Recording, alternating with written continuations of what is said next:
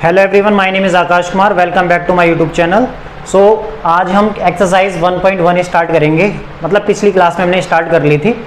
Question number 1 to 5 तो हमने कर लिया था। क्वेश्चन नंबर 6 से हमें कंटिन्यू करना है। ठीक है, क्वेश्चन नंबर 6 आपसे क्या कहता है? क्वेश्चन नंबर 6 आपसे कह रहा है कि एक्सप्लेन करके दिखाएं कि 7 × 11 × 13 + 13 आपका कंपोजिट नंबर है और 7 × 6 × 5 × 4 × 3 × 2 × 1 + 5 ये भी कंपोजिट नंबर है। इन दोनों नंबर को आपको कंपोजिट नंबर शो करना है। ठीक है, तो सबसे पहले आपके पास ये नंबर दे रखा है। तो देखो यहाँ पर आपके पास क्या है, यहाँ 13 है, यहाँ पर 13 है, तो 13 कॉमन निकाल सकता हूँ मैं यहाँ पर। तो यहाँ पे क्या हो जाएगा, 7 × 11 × में 1 प्लस में 1, तो 13 ये कितना हो जाएगा 77 और प्लस में 1, तो ये कितना हो गया 78 हो गया। तो 13 × 78, तो इसको हमें कंपोजिट नंबर दिखाना है। और कंपोजिट नंबर की एक खासियत ये होती है कि उसको हम प्रोडक्ट ऑफ प्राइम में लिख सकता हूँ मैं कंपोजिट नंबर को।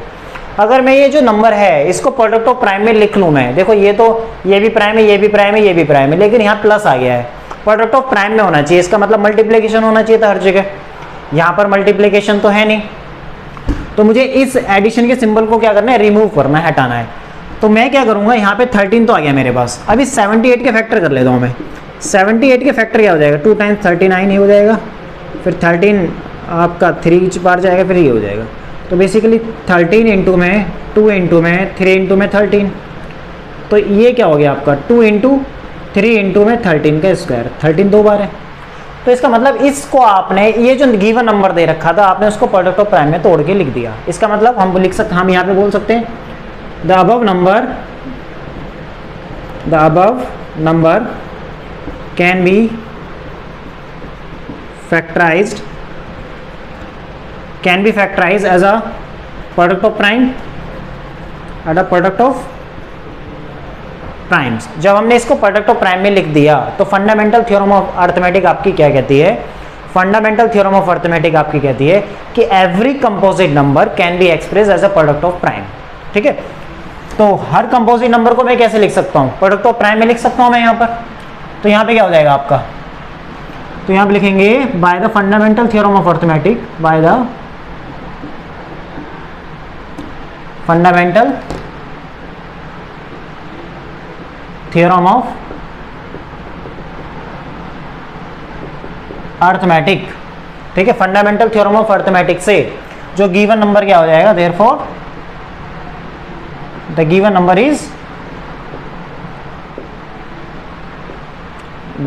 Is composite.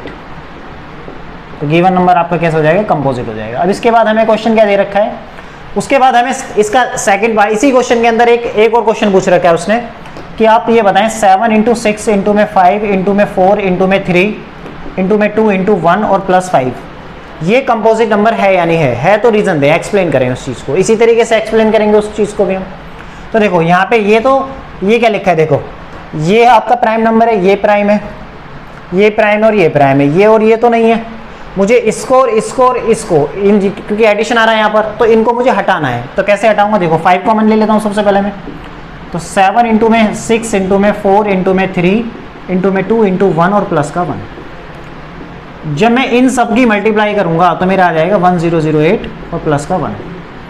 ठीक है, तो आप इसको देखो इस तरीके से लिख सकते हैं 1009 और 5 × में 1009 हो जाएगा आपका। अब ये भी आपका एक प्राइम नंबर है और ये भी एक प्राइम नंबर है, तो हमने क्या करा, जो गिवन नंबर हमें दे रखा था हमने उसको प्रोडक्ट ऑफ प्राइम में तोड़ के लिख दिया। जब हमने प्रोडक्ट ऑफ प्राइम में उस नंबर को स्प्लिट करके लिख दिया है तो फंडामेंटल थ्योरम ऑफ अर्थमेटिक्स से मैं ये बोल सकता हूँ कि हम इस जो गिवन नंबर है उसको हम क्या बोल सकते हैं, कंपोजिट नंबर बोल सकते हैं। ठीक है, तो सबसे पहले हम यहाँ लिखेंगे the above number can B factorized as a product of prime। तो अगर ऊपर वाले नंबर को मैंने प्रोडक्ट ऑफ प्राइम में तोड़ के लिख दिया है, ठीक है, ये फैक्टराइज बोल सकते हैं, एक्सप्रेस बोल सकते हैं, एक्सप्रेस करके लिख दिया है, तो यहां से क्या हो जाएगा, bye fundamental theorem of arithmetics से क्या हो जाएगा, आपका जो गिवन नंबर है, आपका गिवन नंबर क्या हो जाएगा, कंपोजिट नंबर हो जाएगा। ठीक है। तो सो गिवन नंबर इज, तो हम यहां से बोल सकते हैं कि गिवन नंबर क्या हो जाएगा, आपका कंपोजिट नंबर हो जाएगा। आई होप यहां तक आपको अच्छे से समझ में आ गया होगा। अब क्वेश्चन नंबर 7 आपका क्या कहता है, क्वेश्चन नंबर 7 पढ़ें। देखो क्वेश्चन नंबर 7 आपसे कह रहा है, क्वेश्चन नंबर 7 कह रहा है आपसे कि there is a circular path, एक सर्कुलर पाथ है, ठीक है, अराउंड अ स्पोर्ट्स फील्ड, ठीक है, एक स्पोर्ट्स फील्ड दे रखी है और वो स्पोर्ट्स फील्ड जो है वो सर्कुलर पाथ की फॉर्म में दे रखी है। तो दो पर्सन है, एक सोनिया है और एक रवि है, ठीक है, वो दोनों उस सर्कुलर पाथ का क्या राउंड लगाना स्टार्ट करते हैं। सोनिया जो है उस जो सर्कुलर फील्ड है उसको एक राउंड को बेसिकली 18 मिनट में पूरा कर लेती है और रवि जबकि 12 मिनट में कंप्लीट कर लेता है। तो आपको ये मान के चलना है कि वो सपोज कि वो दोनों के दोनों सेम पॉइंट से स्टार्ट करते हैं और सेम ही टाइम पर स्टार्ट कर रहे हैं, ठीक है, और एक ही डायरेक्शन में जा रहे हैं, सेम पॉइंट से स्टार्ट कर रहे हैं, सेम टाइम पर स्टार्ट कर रहे हैं और सेम ही डायरेक्शन में मूव कर रहे हैं वो।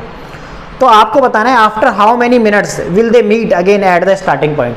तो स्टार्टिंग वाले पॉइंट पर वो दोनों बेसिकली दोबारा कब मिलेंगे वो बताना है, ठीक है। रेस स्टार्ट होने के बाद वो स्टार्टिंग पॉइंट पर दोबारा कब मिलेंगे वो बताना है हमें, ठीक है।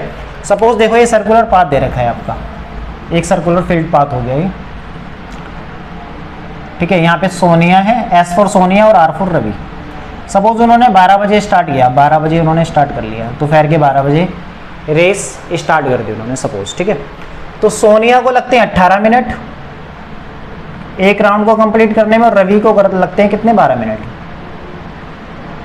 इसका मतलब जब दोनों के दोनों 12 बजे स्टार्ट करें और एक ही डायरेक्शन में, सपोज इस डायरेक्शन में जा रहे हो, इस डायरेक्शन में, ठीक, जब 12 बजे उन्होंने स्टार्ट कर दी है रेस, तो इन दोनों में से इन दोनों के टाइम को देखकर आप ये बता सकते हैं जब सोनिया को 18 मिनट लग रहे हैं इस राउंड को पूरा करने में तो रवि 12 मिनट में कर लेता है। इसका मतलब इस पॉइंट पर दोबारा यहाँ से कंप्लीट करने के बाद यहाँ पे रवि सबसे पहले पहुंच जाएगा सोनिया से, ठीक है। तो इसका मतलब जो सोनिया होगी, अगर रवि 12 मिनट में 12:12 पर अगर इस पॉइंट पर है, 12:12 पर रवि इस पॉइंट पर है, तो कहीं ना कहीं सोनिया इससे पीछे ही होगी सर्कुलर फील्ड में, क्योंकि वो क्या कर रही होगी, रेस ही दौड़ रही होगी अपनी अभी तक, क्योंकि वो उसको तो 12 पहुंचेगी 12:18 पर यहाँ पे स्टार्टिंग पॉइंट पर। तो हमें एक ऐसा टाइम बताना है दोनों का जहां पर वो दोनों एक जगह मीट कर जाएं, टकरा जाएं, एक तरीके से कहने का मतलब, ठीक है। तो यहाँ पे अगर 12:12 पर अगर रवि यहाँ पर है तो 12:12 पर सोनिया यहाँ पर होगी। इसका मतलब ये डिस्टेंस जो होगा ये 6 मिनट का गैप आएगा, हर बार 6 मिनट का गैप होगा, 6 मिनट का गैप हो जाएगा ना। अब जैसे ही यहाँ पर 12:18 पर सोनिया यहाँ पहुंचेगी तो 12:18 पर रवि दोबारा निकल गया होगा, ठीक है। तो इसका मतलब जो ये गिवन टाइम दे रखा है, इन गिवन टाइम पे तो वो एक दूसरे से कभी भी नहीं मिलेंगे, ठीक है। तो ऐसे क्वेश्चन हमें जब गिवन टाइम से हमें ज्यादा चीजें निकालनी होती है, जैसे गिवन टाइम दे रखा है सोनिया को लग रहे हैं 18 मिनट और रवि को लग रहे हैं 12 मिनट, जब गिवन टाइम से ज्यादा की बात करेगा तो एलसीएम क्या करता है, एलसीएम बात करता है आपकी गिवन नंबर से ज्यादा की बात, ठीक है। जब गिवन नंबर से ज्यादा की बात होगी तो हम वहां पे क्या करते हैं, एलसीएम फाइंड आउट करते हैं, ठीक। जब गिवन नंबर से कम की बात हो या बराबर की बात हो तो हम वहां पर क्या करते हैं, एचसीएफ फाइंड आउट करते हैं, ठीक है। तो यहाँ पे गिवन नंबर से ज्यादा की बात हो रही है क्योंकि 12:18 पर रवि 12:18 पे सोनिया यहाँ होगी, ठीक है, और 12:12 क्योंकि 12:18 पर जैसे सोनिया यहाँ पहुंचेगी तो रवि यहाँ पर पहुंच के निकल चुका होगा, क्योंकि रवि को तो टाइम लगता है 12 मिनट इस चक्कर को कंप्लीट करने में। अगर 12 बजे स्टार्ट करता है रवि और सोनिया भी, तो रवि ने तो 12:12 पर यहाँ पर आ गया, लेकिन सोनिया तो अभी तक यहाँ पहुंची नहीं होगी क्योंकि उसको वो पहुंचेगी 12:18 पर। ये हमने टाइम अपनी तरफ से अज्यूम कर लिया समझने के लिए, ठीक है।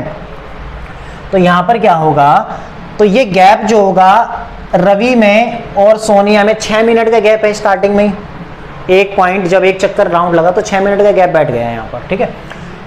तो ये जो गिवन टाइम में तो वो मिल नहीं रहे हैं, ना तो वो 12:12 पे मिलेंगे एक दूसरे को, ना ही 12:18 पे मिलेंगे, क्योंकि 12:18 पे जैसे सोनिया यहाँ पहुंचेगी तो रवि तो दूसरे चक्कर के लिए निकल गया होगा, ठीक। तो वो आपसे पूछ रहा है कि किस पॉइंट के बाद, मतलब किस टाइम पर वो दोबारा एक दूसरे से मिलेंगे। तो जब गिवन टाइम से ज़्यादा की बात करेगा तो हमें क्या करना है, एलसीएम फाइंड आउट करना है। ठीक है, तो यहाँ पे लिखेंगे according to question here we find the LCM of 18 and 12। ठीक है, 18 और 12 का एलसीएम निकालेंगे। तो 18 क्या होगा, इसका एलसीएम 2 इंटू में क्या हो जाएगा 3 की पावर 2, और 12 का क्या हो जाएगा 2 इंटू में 2 इंटू में 3 की पावर 1। अब एलसीएम क्या होता है आपका, जितने भी प्राइम फैक्टराइजेशन में पार्टिसिपेट करते हैं, जैसे जितने भी प्राइम नंबर आ रहे हैं फैक्टराइजेशन के अंदर, एक तो 2 आ रहा है और एक 3 आ रहा है, तो उन प्राइम नंबर की सबसे बड़ी पावर, पिछली क्लासेस में मैंने यही बताया था, 2 की पावर 2 और 3 की पावर 2, तो ये 4 इंटू में 9, इसका मतलब कितना हो जाएगा 36। तो ये 36 क्या हो गया, इसका मतलब वो एक दूसरे को 36 मिनट के बाद मिलेंगे। ठीक है, तो यहाँ पे लिखेंगे देयरफॉर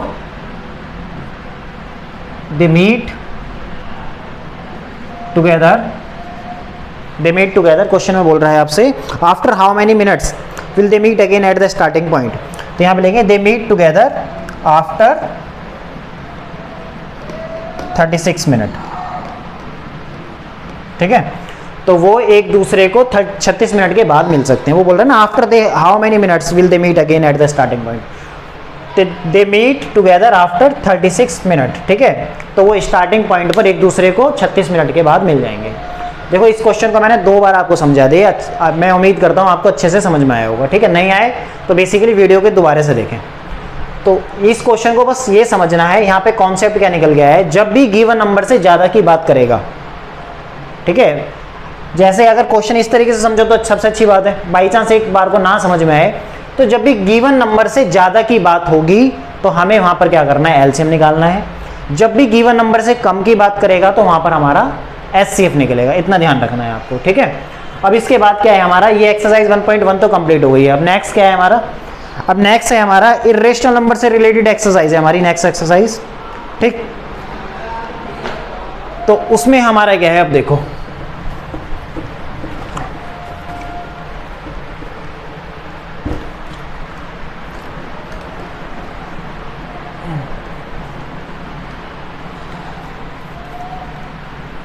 इसमें ना एक काम कर लो, जब भी इसको ना मैं नोट 2 पॉइंट लिख देता हूँ नोट में, जब भी गिवन नंबर से ज्यादा की बात करें तो आपको क्या निकालना है, एलसीएम निकालना है। तो एलसीएम कब निकालेंगे, लिख देंगे जब भी गिवन नंबर से ज्यादा की बात हो। ठीक है, जब भी गिवन नंबर से ज्यादा की बात हो तो हम क्या निकालेंगे, एलसीएम निकालेंगे। और ज्यादा की बात हमें कैसे पता चलेगी, बेसिकली क्वेश्चन को समझ के, क्योंकि हमने यहाँ पे क्वेश्चन को समझा उसके बाद हमें पता चला कि गिवन टाइम में तो वो मिलेंगे नहीं, तो वो कब मिलेंगे, गिवन टाइम से ज्यादा में मिलेंगे, इसलिए यहाँ पे लिखा है मैंने। ठीक है, और एचसीएफ क्या निकलेगा हमारा, एचसीएफ निकलेगा जब भी